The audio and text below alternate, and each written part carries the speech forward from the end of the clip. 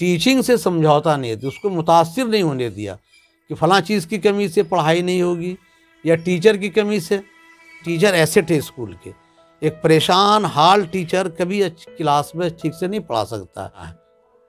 अगर आप अपने स्कूल से आप मोहब्बत करते हैं, अपने बच्चे को भी उसी स्कूल में पढ़ाइए। तो जब मैं अररिया बाज़ार में था, वहाँ भी सरकारी जितने पदाधिकारी थे सबके बच्चे पढ़ते थे, सिविल एसडीओ के बच्चे पढ़ते थे, मजिस्ट्रेट के बच्चे, रजिस्ट्रार के बच्चे पढ़ते थे। लेकिन सरकार से एक भूल हो गई वहीं, ये आप स्कूल बिल्डिंग में स्कूल का जो भी काम हो आप निविदा के द्वारा कराएं, टेंडर के द्वारा कराएं। जब हॉस्पिटल टेंडर के द्वारा बन रहा है, कलेक्ट्रेट टेंडर के द्वारा बन रहा है, तमाम ऑफिसेस टेंडर के द्वारा निविदा के द्वारा बनाए जाते हैं, तो फिर स्कूल बिल्डिंग को टीचर क्यों बनाएगा, गांव वाली शिक्षा समिति क्यों बनाएगी। खिदमत खल्क का बेहतरीन ज़रिया है नई नस्ल की तालीम व तरबियत और अल्लाह के बंदों को अल्लाह की बंदगी की तरफ बुलाना। 92 की स्थिति जब यहाँ अचानक ख़राब हो गई थी 1992 में, 92 में ये, तो श्री एसके सिंह डीएम थे और डीएम साहब को लगा कि अब तो बड़ा भयावह स्थिति है। तो उस ज़माने में 2 दिन गोपनीय की गाड़ी मेरे घर पर आई। श्री रामचंद्र सिंह उस ज़माने में मेरे यहाँ पनाह लिए बैठे थे हालात के ख़राब होने से। उन्होंने कहा कि मत जाइए सर लोग बुला करके अरेस्ट करते हैं। हम कहा कि नहीं साहब बुला रहे हैं, कुछ बात जानने के लिए बुलाते होंगे, रैली निकाल दीजिए शांति का। और उस ज़माने में तब हम लोग बैंड के ज़रिया एक रैली निकाले 92 में और तमाम रोड पर हर जगह हम लोग बैठने लगे, तो एक साथ बैठने लगे। ताहा बाबू वकील अभी जिंदा है, वसीकुर रहमान साहब उस ज़माने में, सगीर बाबू उस ज़माने में थे, जटा बाबू थे, फिर विनोद बाबू के परिवार से और रघुनाथ बाबू की फैमिली बगल में चित्रगुप्त नगर में मुहर्रम मंदिर से, विश्वनाथ बाबू भगत यहाँ है, हरी बाबू वकील। तो गैप की वजह से भ्रांतियाँ फैलती है, आप गैप न रखें, मिलना जुलना। नाज़रीन अस्सलाम वालेकुम वरहमतुल्लाहि वबरकातुहू। अररिया की सरज़मीन पर जनाब मास्टर मोहम्मद मोहसिन साहब मोहताज तारुफ़ नहीं हैं और मोहतरम को हेड सर के नाम से जाना जाता है। मास्टर साहब की ज़िंदगी में बहुत सारे ऐसे पहलू हैं और बहुत सारे ऐसे पोशीदा गोशे हैं जिसको हम लोगों को जानना चाहिए ताकि हम अपनी ज़िंदगी में उन बातों को दाखिल करके अपनी ज़िंदगी को ताबनाक बना सकें और उनकी जो बहुत सारी खूबियाँ हैं और उनकी जो तजर्बात हैं उससे हम फ़ायदा उठा सकें। मास्टर साहब की जो ज़िंदगी है वो इस एतबार से नहायत अहम है और काबिले तक़लीद कह सकते हैं कि आपकी मकबूलियत बिरादरान वतन में भी उतनी ही ज़्यादा है जितनी मकबूलियत के मुसलमानों के दरमियान है। मास्टर साहब की बहुत सारी खिदमात हैं और बहुत सारे समाजी काम हैं जिसको हम उनसे जानना चाहेंगे और उनसे वाक़फ़ियत हासिल करेंगे। तो मैं चाहता हूँ कि मास्टर साहब की ज़बानी उनकी ज़िंदगी के मुख्तलिफ़ गोशे को, पोशीदा पहलुओं को हम जानें और इसकी शुरुआत करें। तो सबसे पहले मैं हेड सर से आपका जो मुख्तसर तारुफ़ है वो आपकी ज़बानी मैं जानना चाहूँगा। आप हमारे नाज़रीन को बताएं, आप अपनी अपना मुख्तसर तारुफ़ कराएं। अस्सलामु अलैकुम वरहमतुल्लाहि वबरकातुहू। आज के इस संवाद के ज़रिए जो इंटरव्यू का शख्सियात के मुतल्लिक़ एहतमाम किया गया है, जिसमें मैं अभी मुखातिब हूँ डॉक्टर शमीम क़मर साहब से और मेरे वालिद मोहतरम का नाम जनाब मोहम्मद मुहर्रम अली मरहूम। आबाई गांव मेरा गोगी पोठिया सिमराहा थाने का एक गांव है जो अररिया ज़िला में है। बगल में मशहूर हिंदी साहित्य के मशहूर कहानीकार रेणु जी का भी गांव है। तो आपकी ज़िंदगी में और आपके तारुफ में एक बहुत ही अहम स्कूल जो है ककड़ुआ मिडिल स्कूल है, जिसको आपने मिसाली मॉडल स्कूल बनाया। तो उसका जो सफ़र है उसमें कुछ ख़ास बातें जिसमें आपने कुछ अहम काम टारगेटिव अंदाज में किया हो, जिसकी वजह से वो इदारा मिसाली मॉडल स्कूल बन सका और उसकी वजह से उसे सरकारी जो एजाज़ हासिल हुआ, उसके बारे में चंद बातें आप हमारे नाज़रीन को बताएं। ककड़ुआ स्कूल का क़याम 1956 में जनाब मोहम्मद हसन साहब गैयारी उसके पहले हेडमास्टर बने थे प्राइमरी स्कूल के, और उन्होंने अपनी कोशिश से प्रपोज्ड मिडिल स्कूल को कुछ दिनों तक चलाया था, जहाँ काफ़ी बच्चे वहाँ उस वक्त तालीम हासिल किए थे। कई मिडिल स्कूल के उर्दू बुनियाद पर, मादरी ज़बान की बुनियाद पर उन्होंने उसको शुरू किया था। तो हालत हो गई, फिर उसका ढांचा बना हुआ था। मैंने जब ज्वाइन किया तो महज एक लंबे हाथ का, कई हाथ का मकान था जो एक ही कमरे में था, जो खस्ता हालत में था। बरसात के मौसम में जुलाई में मैंने ज्वाइन किया और बारिश होने पर सर छिपाना मुश्किल था। एक छोटा सा मकान और था जिस पर घास की छत नहीं था, पूरा स्कूल खलियान बना हुआ था। सबसे पहले मैंने घास का इंतज़ाम करके हड़ियाबाड़ा से ला करके उसको छौनी करवाया, और बीच में पहले के टीचर जो थे सिद्दीक बाबू हेडमास्टर थे, कुछ उन लोगों ने कुछ गेहूं का पुआल जमा किया था, उससे टट्टी बना करके कई कमरे को अलग अलग कर दिया उसमें, और क्लास वाइज कर दिया एक हॉल को। और ये मकान जो छोटा सा बना हुआ था फूस का, उसको ऊपर से छौनी कर करके रहने के लायक बनाया। और फिर आहिस्ते से ताउन लेकर गांव वाले से जनाब ज़हीर बाबू मुख्तार साहब, उस वक्त जनाब मंसूर आलम साहब जो बड़ा बाबू थे, वो लोग जनाब रज़ी अहमद साहब जो गुज़र गए अभी जद्दा वाले, ये लोग, जनाब इलियास बाबू मरहूम उस वक्त वहाँ थे, गांव के बहुत मशहूर शख्सियत थी, और ज़फ़ीर बाबू, हसीब बाबू वकील, ये तमाम लोगों से मिलकर मीटिंग बुला करके मैंने कुछ ताउन करके गांव से, आसपास के गांव से बांस कलेक्ट करके, तो काफ़ी बांस कलेक्ट मैंने किया, मझगावा से, बेलवा से, पार बेलवा से और दीगर गाँव से, और वहाँ से तब कांटे की टट्टी बना करके पूरी ज़मीन को घेरवा दिया स्कूल के। साफ़ सुथरा करने के बाद 12/7 को मैंने बाज़ाब्ता तौर पर स्कूल का इफ्तिताह किया श्री मदन लाल रजक एजुकेशन SDO के दस्ते मुबारक से। और उसके बाद मैंने ये इरादा किया कि वसाइल जो भी हो, हालात जैसे भी हो, और टीचिंग से, शिक्षा से, पढ़ाने से कुछ समझौता नहीं किया जा सकता है। उसको हर हालत में उस मेयार के मुताबिक जारी रखना है, जैसे भी वसाइल हो। इसलिए पहले बच्चे जितने पढ़े बोरिया पर पढ़े, इतने बच्चे बोरी पर बैठे, कुछ दिन लकड़ी के पीढ़िया पर बैठते थे बच्चे, फिर कुछ दिन के बाद उसमें बांस का निशान जो बनता है देहात में, उस टाइप का बेंच और डेस्क हम लोगों ने क्लास में बनवाया फूस का मकान में।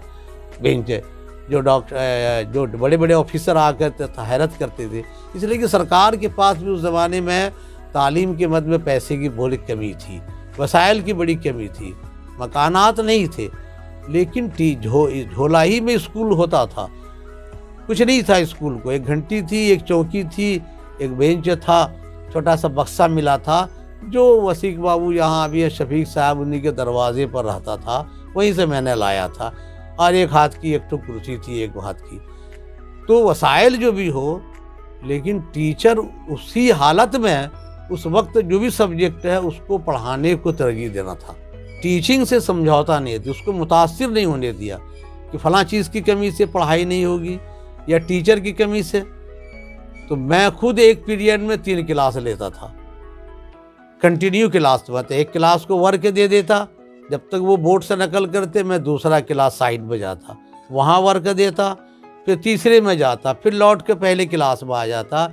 बैक वक्त 3 क्लास अलग अलग 1 घंटे में भी लेकर के बच्चों की पढ़ाई पूरी करने की कोशिश की। टीचर ऐसे थे स्कूल के, एक परेशान हाल टीचर कभी क्लास में ठीक से नहीं पढ़ा सकता। टीचर्स के प्रॉब्लम को मैंने जाना, उनके फैमिली प्रॉब्लम को, कि उनके फैमिली ट्रेडिशन क्या है, उनके फैमिली प्रॉब्लम क्या है। बास के फैमिली घरेलू मामलात बहुत ख़राब थे। मैंने जाकर उनके घर पर जा कर के या अपने यहाँ बुला कर उनके फैमिली मैटर को ठीक किया। कहा कि जब तक ये फैमिली इनसे इनका नहीं बना होगा, ये हमारे यहाँ ठीक से नहीं पढ़ा सकते हैं। कभी बास टीचर लेट आते थे तो फ़ौरन डांटता भी नहीं था, पहले ये जानने की कोशिश करता था कि आपको मसला क्या हुआ। हो सकता है साइकिल पंक्चर हो गई होगी, हो सकता है उनकी गाड़ी छूट गई होगी, हो सकता है उनके सामने कोई आने के लिए तैयार हुए मेहमान दरवाजे पर आ गए होंगे। तो ये जानने की कोशिश करना चाहिए एक प्रिंसिपल को, इदारे के डायरेक्टर को, कि टीचर्स के क्या प्रॉब्लम था। और जब उनमें प्रॉब्लम आप सॉल्व कर देंगे और उनके, तो वो काफ़ी मेहनत से शौक़ से फिर टाइम टू टाइम हर मंथ वीक में एक बार टीचर से मीटिंग करके उनको गाइडलाइन और उनको काम क्यों करना है, तो काम करना है अल्लाह की रज़ा के लिए, प्रभु की प्रसन्नता के लिए। आप करेंगे, उस मालिक को खुश करेंगे, उससे डर के करेंगे, सब खुश हो जाएगा। डीओ साहब भी खुश हो जाएंगे, डीएम साहब भी खुश हो जाएंगे, अगर आप अल्लाह को राज़ी करने के लिए करेंगे। ये मैंने टीचर में दिया। सारे टीचर हमारे मेहनती उस वक्त में हुए, और मैं क्या का नाम गिनाऊँगा कि उस वक्त आहिस्ते आहिस्ते गांव वाले का ताउन बढ़ा गया। 1984 में जब मैं हॉस्टल स्टार्ट करने लगा, तो उस वक्त टीचर्स यूनियन के जो जनरल सेक्रेटरी थे श्री जगदीश मिश्रा जी, उन्होंने मुझे कहा था कि आप अपने कल्चर पर एक मिडिल स्कूल का हॉस्टल चलाइए, जो अल्पसंख्यक समुदाय के बच्चे के लिए उनके कल्चर पर का स्कूल, सरकारी स्कूल की कमी है। मैं सरकार को उदाहरण स्वरूप दिखा सकूं कि अल्पसंख्यक समुदाय के बच्चे अपने कल्चर में, अपनी संस्कृति में रह करके सरकारी शिक्षा प्राप्त कर सकते हैं, जिसके सरकार फैसिलिटी देती है।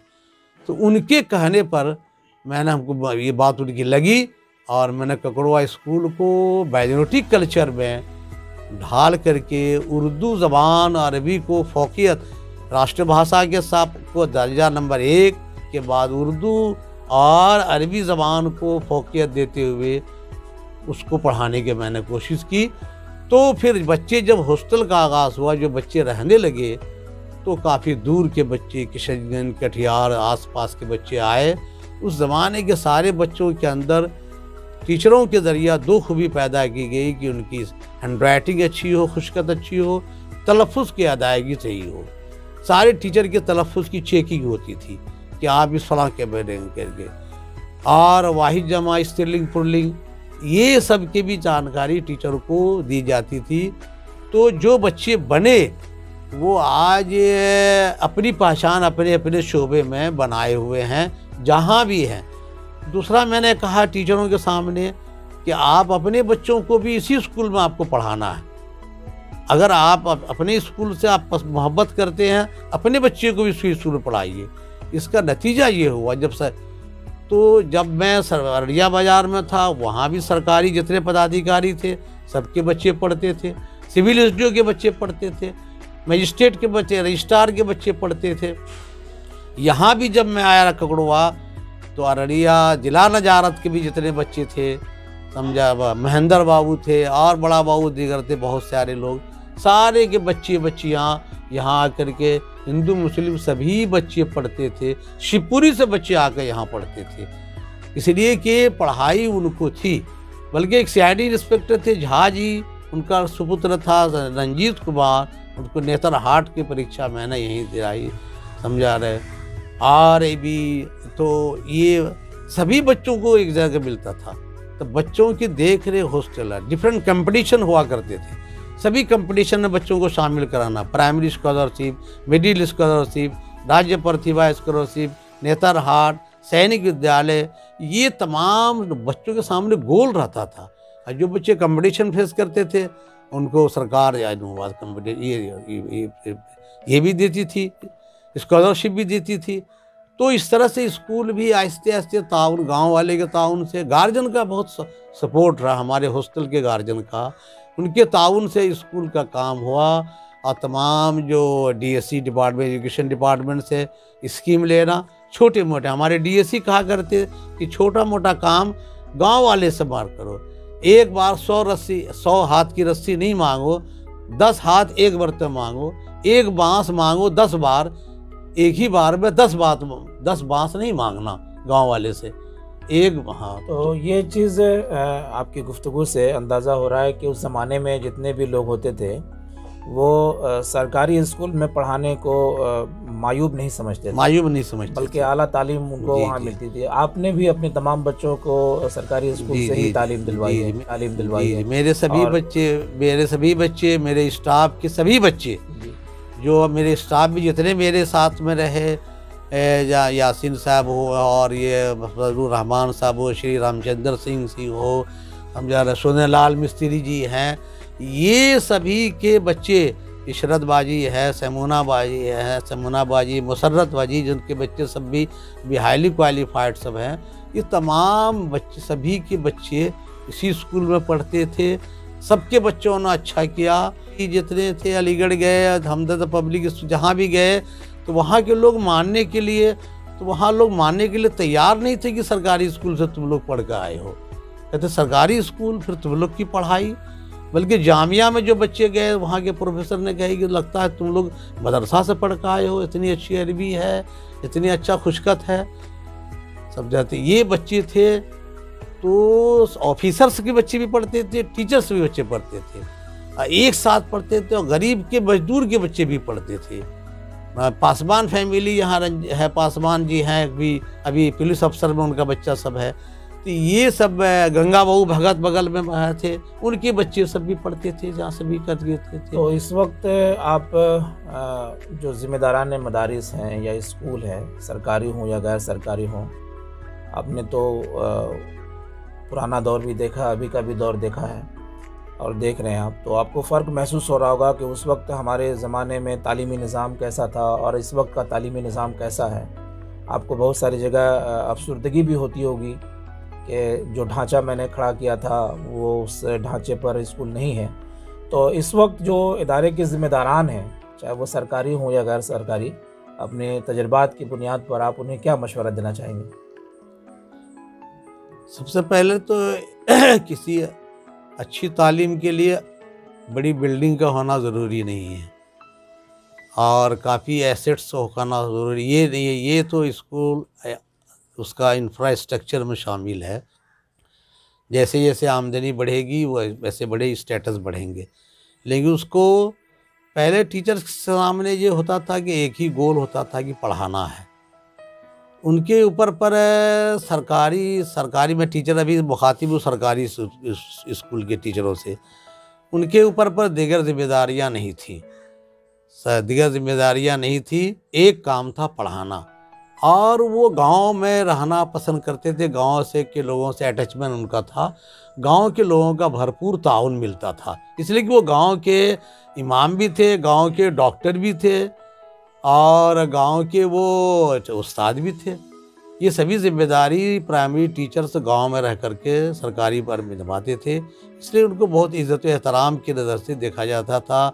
शादी ब्याह के नज़्म भी निकाह भी पढ़ाते थे प्राइमरी स्कूल के टीचर्स, इतना बड़ा ऊंचा मकाम था। इमामत भी करते थे वो नमाज में जहाँ की। तो ये सब था, इसलिए उसका गांव का ताउन था, हासिल था।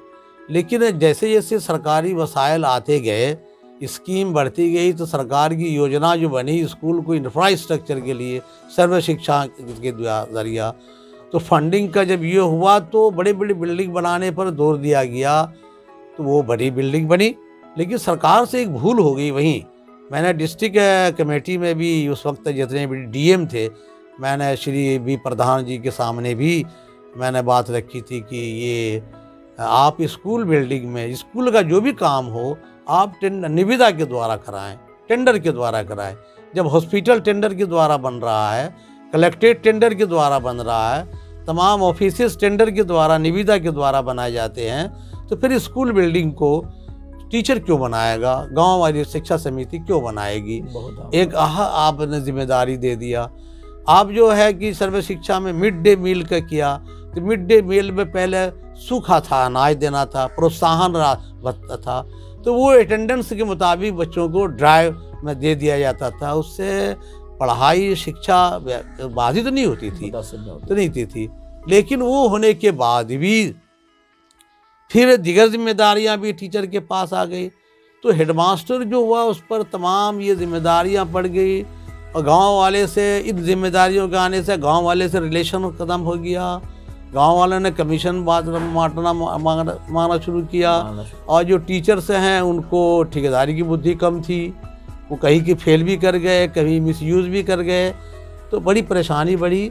एसेट खड़ा हो गया बड़ा बड़ा, हर स्कूल में चमकता हुआ बिल्डिंग आज भी नज़र आ रहा है, अंदर से खोखला हो गया। इसलिए कि 2007 के बाद जितने टीचर्स बहाल किए गए, अंधाधुन बहाली हो गई, ट्रेन नहीं थे। पहले थी टीचर को 2 साल की ट्रेनिंग में टीचर को एक ग्रेजुएट पोस्ट ग्रेजुएट करने के बाद भी टीचर बना दिया जाता था ट्रेनिंग स्कूल में, कि ये हालात से आपको गुजरना पड़ेगा। और फिर उसको अचानक एक हाई क्लास का लड़का JNU में पढ़ा हुआ अगर प्राइमरी में आ जाता था, तो उसको वक्त बोरिया पर बैठ कर पढ़ाने की स्थिति भी आज आई थी। तो वो मायूब नहीं समझती, अपने आप को फख्र समझता था। तो ये कमी जो हो गई, ट्रेन टीचर नहीं आए, सरकारी टीचर पर ज़्यादा जिम्मेदारियां डाल दी गई, और वो उस काम में ज़्यादा मशगूल हो गए। टीचरों में अंधाधुन बहाली होने से सब्जेक्ट वाइज टीचर नहीं बन सके, इसलिए पढ़ाने की जब पढ़ाई का स्टैंडर्ड कम हुआ, तो टीचरों ने भी अपने बच्चों को वहाँ से हटा लिया, सरकारी अफसर ने भी अपने बच्चे को निकाल लिया, और आहिस्ते आहिस्ते प्राइवेट स्कूल का शुरुआत शुरू हो गई। और फिर इससे एक अजीम नियाबत सरकारी मदरसा को मिली थी। मेरी शिकायत आज भी है सरकारी मदारिस वाले से, मैं बहुत इज़्ज़त एहतराम से उलमाए कराम की इज़्ज़त करता हूँ, और लेकिन मैं उस गुजारिश करता हूँ कि अगर आपने सरकारी नियामतें, आपको सहूलतें मिली है, सरकार की, बिहार सरकार की बहुत सारी सहूलतें माइनॉरिटीज़ को एजुकेशन के मामले में मिली हुई है, सिलेबस के मामले में मिली हुई है। मैट्रिक के सिलेबस में अरबी है, फ़ारसी है, सरकार आज भी अरबी की किताबें हैं। मैं कुल्लियतुस सालिहात की जो फारिगान जो दूसरी स्कूल से मैट्रिक वही करती है, अरबी भरवाता हूँ तो अरबी पास करती है। लेकिन इस इलाके के लोग अरबी नहीं पढ़ाते, फ़ारसी नहीं पढ़ाते हैं, तो टीचर की बहाली रुक गई आपकी, एक यूनिट आपका ख़त्म हो चुका। आपने सब्जेक्ट पढ़ाना छोड़ दिया, सरकार ने सहूलत दिया। नेतरहाट का फॉर्म उर्दू में भरने के लिए, नवोदय का फॉर्म उर्दू में भरने के लिए, सैनिक स्कूल का नहीं, नवोदय का फॉर्म भरने के लिए आया। तो ये सभी उर्दू फैसिलिटीज़ है, लेकिन जब घर में इज्जत नहीं है तो दूसरा आदमी क्या इज्जत करेगा। तो मदारिस वाले को जो नियामतें मिली, तनख्वाह मिल गई, पढ़ाना किसको है, बेशतर मुस्लिम बच्चे हैं। कुरान और हदीस की रोशनी में आपको पूरा सिलेबस आपका पूरा बना हुआ है। सिलेबस मैट्रिक के स्टैंडर्ड से शमसुल हुदा का ज़्यादा स्टैंडर्ड का सिलेबस है। अगर पढ़ा दें उलमाए कराम मदरसे को, तो अशरफी साहब यहाँ ADM थे जो शमसुल हुदा के फारिग थे, यहाँ उन्होंने कहा कि यहाँ ADM के पोस्ट पर रह चुके हैं वो। बल्कि इंटर का सब्जेक्ट मैट्रिक के लेवल उसमें है, वहाँ है इसमें, लेकिन पढ़ाने के नज़र में कर दिया इन्होंने, नियामत समझ के उनकी नाकदरी की। और क्या हाल है मदरसा वाले को, तो मदरसा वाले से आप पूछ सकते हैं। तो हमको नियामत मिली, अल्लाह ताला ने ये नियामत की शक्लें दी। मुस्लिम टीचरों को भी मुस्लिम इलाके में बहाली है, मुस्लिम हेडमास्टर है, जुमा को बंद करने का सरकार की तरफ से सहूलत दी गई है। जहाँ मुस्लिम बच्चे 50% से ज़्यादा हैं, वो स्कूल जुमा को बंद हुआ करते हैं, ये सरकारी उसूल है। ककड़वा में ही मुझे बाद ऑफिसरों ने प्रेस डाला था कि इतवार को कर दे, मैंने कहा दस्तूरी हक है, यहाँ से 50% से ज़्यादा मुस्लिम बच्चे हैं, टीचर्स हैं, मैं जुमा को बंद करता हूँ, आप लिख के देंगे तो मैं कर दूँगा। तो वो लिख के नहीं दे सके, तो किसने कहा, अपने माइनॉरिटी कैरेक्टर को छोड़ने के लिए सरकार से नहीं कहा, सरकार तो दे रही है, हम अवेल नहीं कर रहे हैं। आप अररिया में आपका तारुफ जिस तरह से एक अच्छे उस्ताद और एक अच्छे मुंतज़िम के तौर पर होता है, उसी तरह से आपके ताल्लुक़ से हम लोग जानते हैं और आपका तारुफ होता है कि आप अच्छे समाजी कारकुन भी हैं। और अल्हम्दुलिल्लाह अपने सद्भावना मंच के लिए और हिंदू मुस्लिम एकता के लिए बड़ा काम किया है। तो आपका इस सिलसिले में जो तजुर्बा है और आपने जो इस सिलसिले में कुर्बानियाँ दी हैं और जिस तरह से आपने गंगा जमनी तहज़ीब को बहुत करीब से देखा है और उसमें आप इन्वॉल्व रहे हैं और आपकी जो खिदमात हैं, उस ताल्लुक़ से हमें आप चंद बातें बताएं। असल ये है कि जिस ज़माने में मैं अररिया बाज़ार में भी था, तो मेरी पढ़ाई से एक दिन बीडीओ साहब का उस ज़माने में भी एक इनविटेशन आया। उनका बच्चा पढ़ता था, उन्होंने दावत पर मुझे बुलाया। तो उन्होंने इसलिए बुलाया कि जब उन्होंने अपने बच्चे की कॉपी देखा पढ़ाई की तो बहुत मुतासिर हुए। कहा कौन पढ़ाते हैं मैथ, विज्ञान कौन पढ़ाते हैं, फलां सर। तो उन्होंने मुझे अपने नाश्ते पर अपने यहाँ बुलाया। राम शोभित पासवान नाम था उनका, बाद में वो डिस्ट्रिक्ट मजिस्ट्रेट भी हुए। तो उन्होंने काफ़ी देखा कि काफ़ी नज़दीक होने का उनको मौका मिला और हम उस जो थे बीओ थे भी, वो भी हमारे बहुत शुभचिंतक रहे।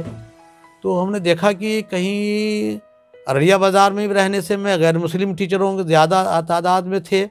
श्री अचिंतलाल गोप थे, लेखनाथ मल्लिक जी थे, श्री खुशीलाल से थे, श्री नारायण प्रसाद सिन्हा जी थे। इन लोगों से मुझे कभी नहीं लगा कि हिंदू मुस्लिम कुछ है, बल्कि एक जगह हम लोग अभी भी एक जिंदे हैं। कमलानंद ठाकुर जी अभी जीवित है, काफ़ी लंबी उम्र है। उनका लड़का श्री अरुण जी एडवोकेट हैं और नाई संघ के वो अध्यक्ष भी रहा करते थे, अरुण बाबू। तो इन लोग तो हम लोग को कभी नहीं लगा। या श्री भोला पंडित प्रणय जो आज भी हैं, तो हम लोग का जो उसी ज़माने में जो बना और तो देखा कि नहीं कोई ये नहीं है, और उस वो टीम बन गई। तो मैं जब ककड़वा आया तो साल में एक बार सारे लोगों को मैं इनविटेशन पर बुलाता था रमज़ान में, इफ्तार दावत में। प्रशासन के सब लोग, डिस्ट्रिक्ट मजिस्ट्रेट भी आए इफ्तार पार्टी में। उस वक्त ये उपेंद्र बाबू डिस्ट्रिक्ट मजिस्ट्रेट थे, वो आए। तस्लीम बाबू भी केंद्रीय मंत्री रहते हुए उस सभा में शामिल हुए। श्री नवल किशोर दास, श्री एलपी नायक जी, श्री देवेंद्र मिश्रा जी, ये सारे लोग जो हैं, विजेंद्र शरण जी जो हमारे सबसे सीनियर इंजीनियर जो कहलाते हैं, अररिया की शान कहलाते हैं शरण परिवार में, वो तमाम लोग का आना जाना। तो उसकी शुरुआत करके हम लोगों ने पहली मीटिंग बुलाई। तो शहर के गणमान्य लोग बैठे और बैठ करके कहा कि नहीं ये कुछ शुरू होना चाहिए। शुरू होने के बाद संरक्षक स्वर्गीय हंसराज प्रसाद, उसके अध्यक्ष श्री लक्ष्मी नारायण मेहता बनाए गए, मुझे सचिव बनाया गया, उपाध्यक्ष देवेंद्र बाबू और ये ताहा बाबू वकील को और ये बनाया गया। तो इस तरह से ये खजांची भी बनाया गया, सही शाहिद अनवर साहब को। तो ये टीम बढ़ती चली गई, आगे बढ़ती चली गई। तो फिर युवा सद्भावना मंच बनाया गया। तो युवा नौजवानों को जोड़ने के लिए उस टीम में अमित कुमार अमन जी और शमसुल-हुदा मासूम साहब जी और सत्येंद्र शरण जी, बुलू शरण, दीपक बाबू, ये सब की टीम बन करके एक युवा बसंत अनुराग जी, ये सब है। तो ये लोग सब वहाँ समा हुए, एक टीम बन गई कि ये गैप नहीं होना चाहिए। अनिल मिश्रा, प्रोफेसर अनिल मिश्रा जी, उनको शामिल किए गए। तो गैप की वजह से भ्रांतियाँ फैलती है, आप गैप न रखें, मिलना जुलना। इसका अच्छा असर हुआ सद्भावना मंच के पूजा के अवसर पर, तमाम दुर्गा पूजा के अवसर पर ये टीम युवा सद्भावना मंच और सद्भावना मिल करके ये टीम जाकर के तमाम सबको धन्यवाद देना, मुबारकबाद देना, माला पहुँचाना, होली के मौके पर मिठाई पहुँचाना, उनके यहाँ मिलना। और जब जुलूस की अगुवाई हो तो यहाँ जामे मस्जिद के गेट पर अभी स्वर्गीय लखन राम जी चले गए हैं ये हाल में, सैयद शमीम अनवर साहब, ताहा बाबू, मैं खुद इसमें शामिल, लक्ष्मी बाबू, स्वर्गीय हंसराज बाबू एक मिसाल थे। अररिया के सौहार्द के लिए जो पर्सनालिटी है वो स्वर्गीय हंसराज बाबू से सीखे। उनके बगल में महेश्वर बाबू चले गए। ये सभी का टीम जो थी, तो आज भी ये टीम तरसती है। डॉक्टर श्यामलाल एडवोकेट हैं हमारी टीम में। तो नई जनरेशन में भी ठाकुर शंकर प्रसाद लोग हैं और लोग आए हुए हैं। सतेंद्र शरण, बबलू शरण, ये सब की टीम को अब नौजवानों के जरिया भी अब इसको आगे बढ़ाने की आगे जरूरत है। कोशिश करेंगे। जी। तो सौहार्द जब बनेगा तो विकास का काम होगा, शांति होगी, जिला प्रशासन को मदद मिलेगा। और किसी किस्म का हम लोग चाहते हैं कि प्रशासन को भी हम सहयोग करें, प्रशासन भी हमारी समस्याओं को से हमेशा अवगत रहे और फौरी तौर पर उसका निराकरण करे। ये करने के बाद ये टीम बनी है, इसको और भी बढ़ाने के लिए प्रपोज़ल भी आया है। तो जिसकी वजह से लॉकडाउन की वजह से बहुत सी मीटिंग नहीं हो सकी है, तो इंशाल्लाह उसको कर करके बढ़ाने की कोशिश की जाएगी। सद्भावना मोर्चे के ज़रिया सैयद लाइब्रेरी की भी पोजीशन को हम लोग बहाल करने के लिए हम लोग कोशिश कर रहे हैं। आपकी ज़िंदगी को जब हम लोग बहुत करीब से देखते हैं और बिल्कुल उसका एक जीस्ट निकालने की कोशिश करते हैं, तो दो लफ्ज़ों में मैं आपकी ज़िंदगी को बयान करना चाहता हूँ, पता नहीं वो कहाँ तक सही है। पहला जो है वो है नज़्म की पाबंदी आपकी ज़िंदगी में बहुत ज़्यादा देखता हूँ, और दूसरा ये है कि नज़्म का क़याम, नज़्म की पाबंदी और नज़्म का क़याम, ये दो पहलू आपकी ज़िंदगी में मैं बहुत ज़्यादा रोशन पाता हूँ। तो इस ज़िम्न में आपकी ज़िंदगी में जो आपको मुतासिर करने वाली जो शख्सियात हैं, जो आपके मोहसिनीन हैं, उन लोगों में से 2-3 लोगों का आप नाम बताएं जिसका आप पर बहुत ज़्यादा असर जो है मुरतब हुआ हो। असल है कि एक मोमिन की ज़िंदगी का नज़्म है अक़ामत सलाह से जुटा हुआ, और वहीं से वो नमाज मामूली चीज़ नहीं है, इसलिए कि नमाज को महज इबादत के वजह से पढ़ लिया है, उसी से सारा गाइडलाइन ज़िंदगी के तमाम शोबों में मिल पाता है। वक्त की पाबंदी और वक्त का तय्युन, अपने मुकर्रर वक्त में काम करना, और नज़्म की पाबंदी, जमात का नज़्म, ये सब नमाज से है। तो मैं जो 2-3 जो हमारे सामने जो रहे हैं, मेरे अव्वल मोहसिनीन में मेरे वालिद मोहतरम के बाद मेरे उस्ताद अव्वल जनाब अबुल कासिम साहब, वो उस ज़माने के मशहूर इब्तदाई तालीम के माहिर कहलाते थे। इस इलाके नज़्म ज़ब्त की सख्त पाबंदी अपने हुज़ूर मोहतरम से सीखा। दर्स व तदरीस का नज़्म कैसे चलाया जाएगा वो अपने चचा मोहतरम अबुल कासिम से सीखा। हिम्मत हालात कैसे भी हो, दुश्वार तरीन हालात हो, वो अपने वालिद मोहतरम से सीखा। अल्हम्दुलिल्लाह, जिस तरह से आपकी खिदमत तालीमी शोबे में काबिल क़द्र है और नस्लें इंशाअल्लाह उसको याद रखेंगी, उसी तरह से आपकी जो खिदमत है वो दीनी सरगर्मियों के एतबार से अगर देखा जाए तो उसमें भी आपकी खिदमत बहुत ज़्यादा हैं, और आपने उसमें भी अल्हम्दुलिल्लाह गिरां क़द्र जो है खिदमत अंजाम दिए हैं। तो आखिर में मैं आपसे इल्तमास करूँगा कि आप जो लोग दीनी कामों में जुड़े हुए हैं, जो लोग स्कूल और मदारिस में जुड़े हुए हैं, और जो लोग समाजी कामों में जुड़े हुए हैं, इन तीनों तबक़ों के लिए, क्योंकि तीनों शोबों में जो आपकी खिदमत है वो नहायत ही गिरां क़द्र है, अल्लाह तबारक तआला उसको जन्नत के बदले कबूल फ़रमाए। मैं इन तीनों लोगों के लिए आपसे गुजारिश करूँगा कि क्या आप मुफीद मशवरा देना चाहते हैं, आप वो मशवरा दें। तहरीक का जो लोग काम करेंगे, दीन का काम, उनके अंदर खाकसारी, मोहब्बत, तहरीक से बगैर मोहब्बत के अल्लाह की इताअत भी नहीं होगी। अल्लाह की इताअत में मोहब्बत हो, अल्लाह से मोहब्बत इसलिए होगी कि अल्लाह ने सब कुछ दिया, तो अगर मोहब्बत जोड़ेंगे इताअत में तब इबादत बन जाएगी।